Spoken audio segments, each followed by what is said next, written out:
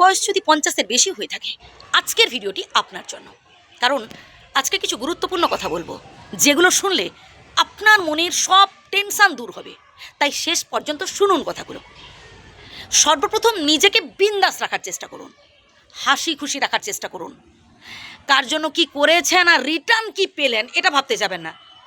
হ্যাঁ, হয়তো একটা সময় আপনি আপনার পরিবারের জন্য অনেক কিছু করেছেন, বাট এখন তাদের থেকে যতটুকুন পাচ্ছেন খুবই সামান্য। এতে কষ্ট পাচ্ছেন নাকি? প্রিয় বন্ধুরা, একদম কষ্ট পাবেন না। বরং আল্লাহর কাছে প্রার্থনা করুন, ভগবানের কাছে প্রার্থনা করুন, বাকিটা জীবনও যেন আপনি আপনার পরিবারের জন্য এইভাবে করে যেতে পারেন, যেন মানুষের উপকার করতে পারেন। এভাবে নিজেকে বিন্দাস রাখার চেষ্টা করুন। আপনার যেটা ভালো লাগে করুন না। গান শুনুন, খেলা দেখুন। এখন তো ইন্টারনেটের যুগ ভাই, মোবাইল দেখুন, টিভি দেখুন, মজার মজার গল্পের বই পড়ুন মন ভালো রাখার জন্য। এই যে আপনি ভাবছেন না আপনার জীবনে শুধু দুঃখ, আপনার জীবনে শুধু কষ্ট, আপনার বয়সী বন্ধুদের সাথে একটু বেশি করে মিশুন তো বুঝতে পারবেন আপনার থেকেও দুঃখ কষ্ট বেশি তাদের জীবনে। বরং আল্লাহর অসীম কৃপা ভাই আপনার ওপর, বিধাতার অসীম কৃপা আপনার ওপর যে আপনি অনেক পেয়েছেন। তাই ভুলে যান আপনার দুঃখ কষ্টের কথাগুলো, শুধু এনজয় করুন, শুধু এনজয় করুন। যে কদিন বাঁচবো যেন হেসে খেলে সবার সাথে কাটাতে পারি দিনটা। এভাবে প্রমিস করুন নিজের কাছে। আপনি আপনার বাড়ির কর্তা ভাই, আপনার কথাই হবে শেষ কথা। আপনি যদি ভয় পান, কোনো সিদ্ধান্ত নিতে গিয়ে ভাই ভয় পান, দুর্বল বোধ করেন, অসহায় ভাবেন নিজেকে, তাহলে আপনার পরিবারের লোকজন আপনার অসহায়ত্বের সুযোগ নেবে, আপনার দুর্বলতার সুযোগ নেবে। একটা সময় দেখবেন তারা কোনো সিদ্ধান্ত নিতে গিয়ে আপনাকে জিজ্ঞেস করবে না, কারণ সেই ভুলটা তো আপনিই করে বসেছেন ভাই, আপনি তাদের উপর ছেড়ে দিয়েছেন।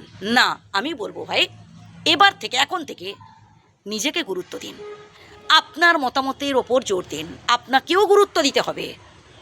স্মার্ট রাখুন নিজেকে, সারা জীবন ইয়াং রাখার চেষ্টা করুন। হ্যাঁ, আমরা কেউই অমর নই, আমরা একদিন না একদিন মরে যাব, কিন্তু সেটা নিয়ে কেন টেনশন করব? মরে যাব বলে কেন হাল ছেড়ে দেবো ভাই? আর মৃত্যু কার কখন আসে কেউ বলতে পারে না। সে 20-25 বছর বয়সে কেউ মরতে পারে, জন্মের পরেও কেউ মরে যেতে পারে, আবার বৃদ্ধ বয়সেই তো এমনিতেই মরবে। তো কেন এটা নিয়ে ভাববো? বরং এটা ভাবো যে কদিন আছি যেন হেসে খেলে জীবনটা এনজয় করতে পারি। আর শেষে জাস্ট একটা কথা বলবো ভাই, অতিরিক্ত আবেগের বসে না কাউকে এমন কথা বলবেন না যাতে পরবর্তীকালে সেই মানুষটাই আপনার সাথে বিশ্বাসঘাতকতা করে। বাবা তুই আমাকে ছেড়ে যাস না, বাবা তুই যদি আমাকে ছেড়ে চলে যাস আমি সব কিছু অন্ধকার দেখবো।